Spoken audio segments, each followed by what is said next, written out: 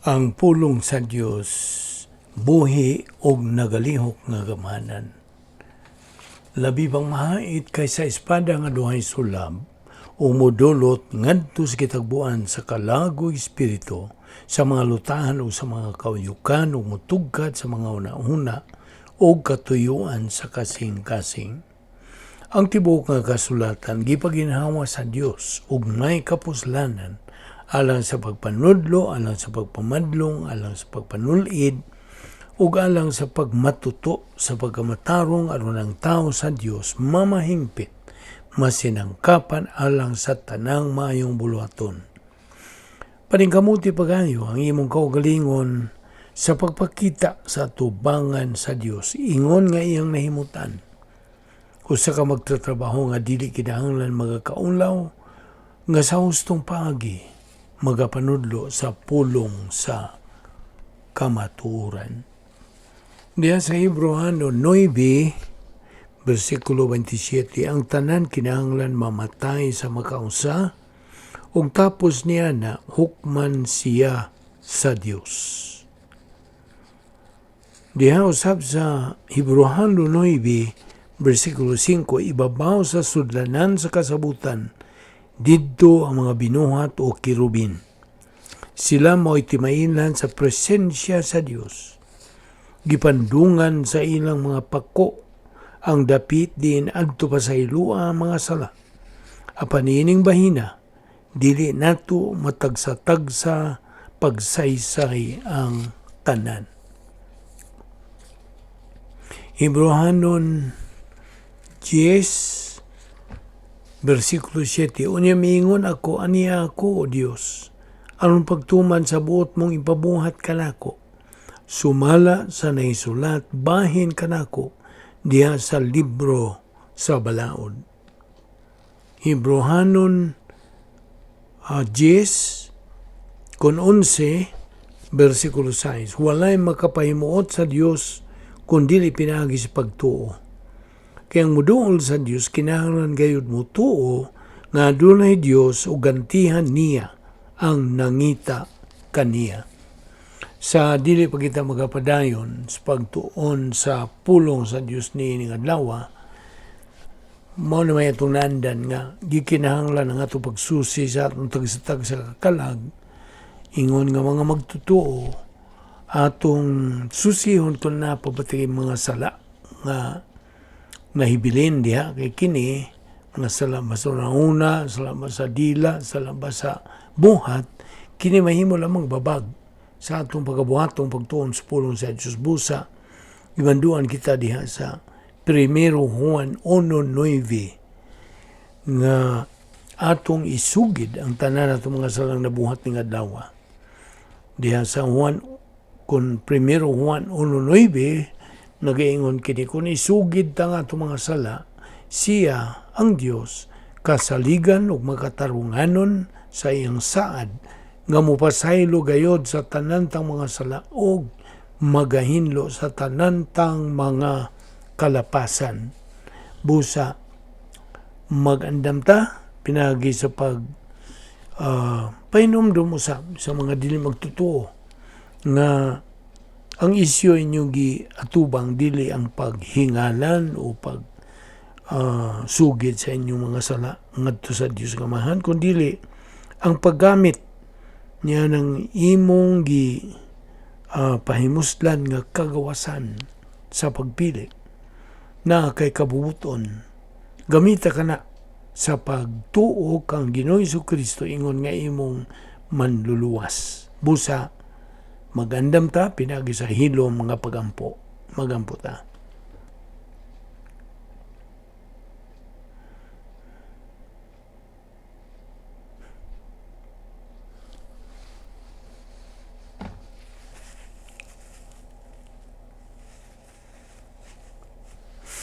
Bala na mo nga Diyos, nagapasalamat kami kanimo, niining laing adlaw na usab nga imong gipadangat kanamo, aron kami makapadayon sa pagtuon sa imong pulong. Salamat o Diyos, nining grasya nga imo pa kaming gipabuhi, kinitimailan nga imong plano nagapadayon pa sa paglihok ngani sa among kinabuhi. Busa, niining adlaw bani kami sa among pagpadayon sa pagtuon sa among pulong pinagis pagtudlo kanamos balang Espiritu Santo nga wala mga bugtong magtutudlo sa kamatuoran.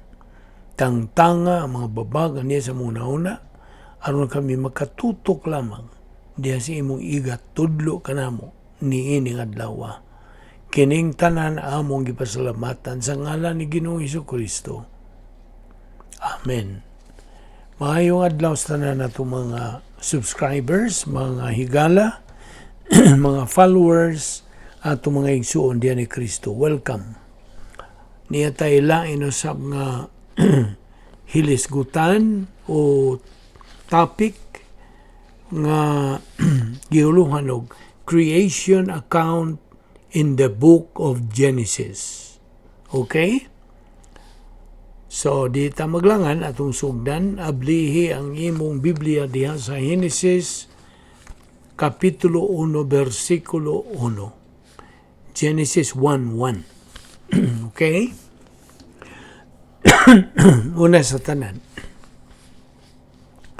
Ang libro sa Genesis, nagatugan ka nato how everything began. Nagapadayag ka nato yun sa pagsugod sa tanan, sa plano sa Dios, alang sa kaliwatan sa tao. Ang libro sa pinadayag, the Book of Revelation, tells us how everything ends, yun sa pagtapos o pagkatapos sa tanan. Where, as recorded in the book of Genesis, has already occurred, as is described diyan sa libros pinadayag chapters 4 through 19, as yet future, palaabuton pa o umaabot pa. Now, chapters 2 and 3 are in the process of occurring, nagakahitabo pa. Karon, ang unang butang nga atong pagkatanawon ning adlaw mao ang isyu sa gap issue din sa Genesis, Kapitulo 1, versikulo 1. Ang Genesis 1:2. Okay. Ang Genesis 1:1, nagakanayon og, in the beginning, God created the heaven and the earth. In the beginning, dinhi, mao ang prepositional phrase in the Hebrew. Niya kining preposition nga ba, and the object of it is the word that is translated the beginning. Reseth. R-E-S-I-T-H. Reseth. Transliterating this, aniya kining preposition nga ba, and then aniya kining noun reseth. Now, there is no definite article with the noun. So it can be correctly translated either in a beginning, in beginning, or as occurs sa Hebrewanon as it does sa Griego on occasion. Ug mao nga whenever ang definite article is not used uban sa noun, usahay naga-emphasize kini og kalidad sa noun. Ug mao kini pagiha ang gigamit dinhi. Even though literally nagkanayon kini dinhi og in a beginning, tungod kay usa man kini ka sinugdanan sa kasaysayan, in the beginning of history of God's activity in relationship, may kalabutan sa kaliwatan sa tao. It is extremely definite. Ug busa, the absence of the article dinhi nag-emphasize sa kalidad sa kahulugan sa noun, the beginning. And this prepositional phrase dinhi, naga-modify kini siya sa verb. Ug ato kini makita karong taon-taon, bara. It is what we call adverbial of time.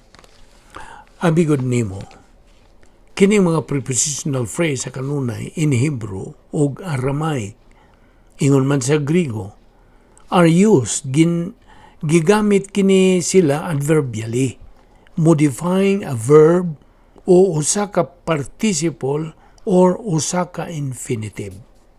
O there are 4 kinds of adverbs: time, manner, place, and degree. And there are 4 basic usages of prepositional phrases: time, manner, place, and degree adverbially. Kini karon happens to be usa ka prepositional phrase of time. It describes, nagulagway kini siya, the time of the action of the occurrence of verb. Ang pulong God dinhi actually follows the verb. Ang verb musunod niini. The actual word order dinhi is bara. Unya, we have the subject, this word Elohim, nga gihubad og God, Dios. So bara ang sunod nga pulong dinhi. And then we have the word Elohim. Now ang pulong bara maong gitawag ta sa parsing sa Hebrewanon a kal, perfect indicative, third masculine singular. And this verb gigamit a little more than 4 dozen times sa karaang tugon. Ug ang iyang context niini always determines sa manner sa iyang paggamit. But tungod kay nagahulagway man kini nga ang Dios creating the heavens and the earth, nga ang ipasabot ang Dios bringing sa kawanangan ingon man sa kalibutan into existence. Therefore, nagahulagway kini, it describes sa sinugdanan o origin sa universo. And therefore here, in the context, it has the demanded meaning to create something out of nothing. On occasion, kining pulo nga bara gigamit to mean to create ang pagbuhat, one thing out of pre-existing materials. Apan dinhi, dili ka na tinuod. It means to create something out of nothing. Nga di nagahisgot kita bahin sa Dios kinsa nasayod sa tanan, sovereignty ug labang makagagahom, all this is no problem. Karon, ang direct object nining mao nga verb, the heaven and the earth. Ang pulong heaven dinhi is the first of the 2 compound direct objects, ha, shamayim. It is the masculine plural noun with the definite article nga makita ta sama niini, shamayim. It is actually ang dual form sa noun and it means dual heavens. Unya gisundan kini sa noun nga arets, and that means ang yuta, the earth. Barashit, bara, ith, or bara Elohim met its hamo eta arets. Okay? Now in the beginning, God created the heavens and the earth. Karon, aron sa pagpakita kanimo other places nga diin ang pulong, this verb bara is utilized dito sa ang pahigsaan describing creation, ang kabuhatan. Mubalik unya ta Genesis 1. Turn to Genesis 1:27, or rather take Genesis 1:21 first. Verse 21, nagkanayon.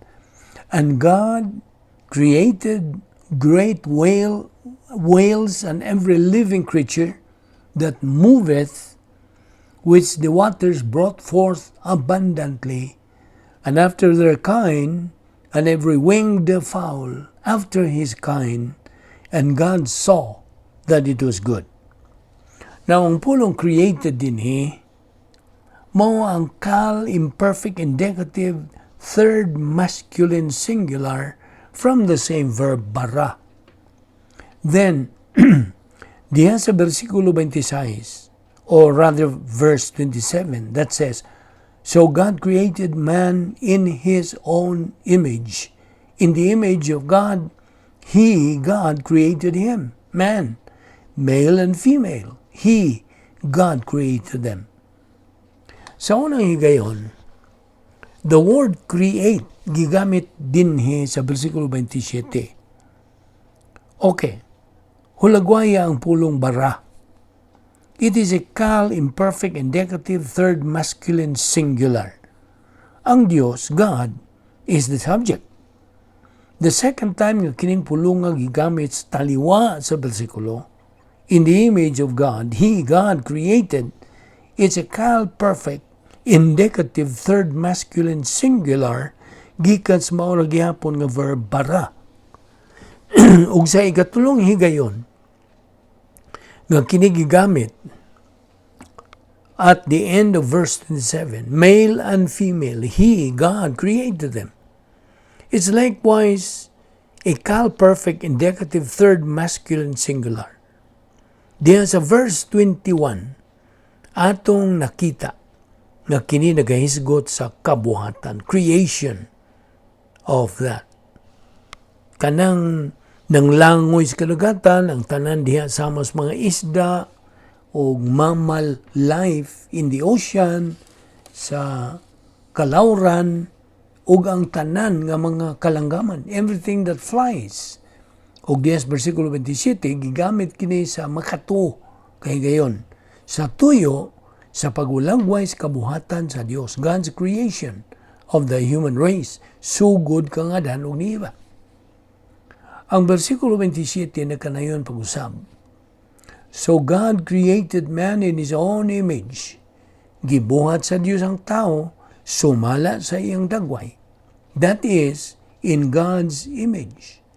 O being in the image of God, that's not a physical likewise. Dili kini physical nga kaparehong dagway, but rather, it's a spiritual nga kapareho. It was a spiritual matter o emotional likeness. Now, in the image of God, He, God, created him, man. Unya iyang gipaklaro, He specified that both genders are created. Both Adam and Eve are created.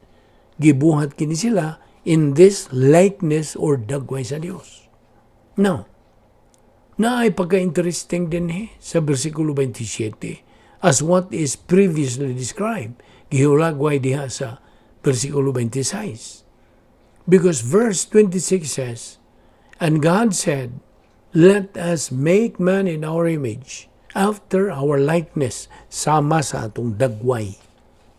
Sila ang magadumala, sa in English, let them have dominion over the fish of the sea, or the fowl of the air, over the cattle, over all the earth, and over all creeping thing, tanang nagkamang, that creeps, nagkamang upon the earth.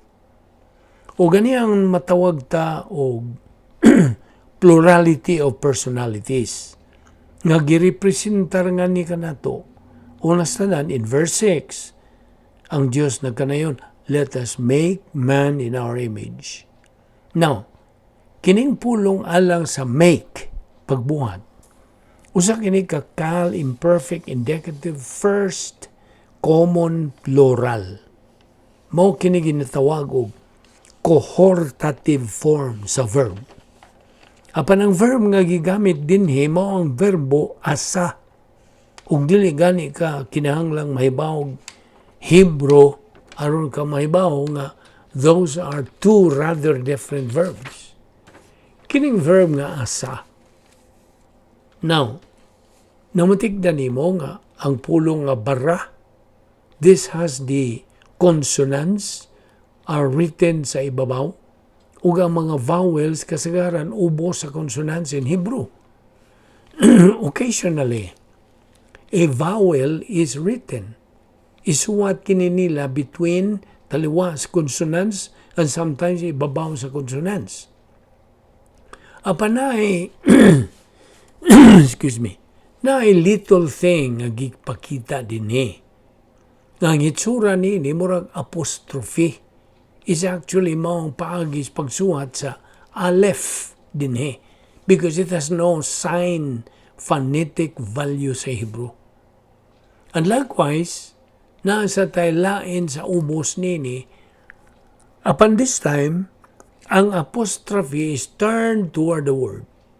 Ang mo kanay paagi sa pag-transliterate kining pulong alyan dinhi because it has no sign phonetic value sa Hebrew. Now, ito ni Ibarayon, ugma.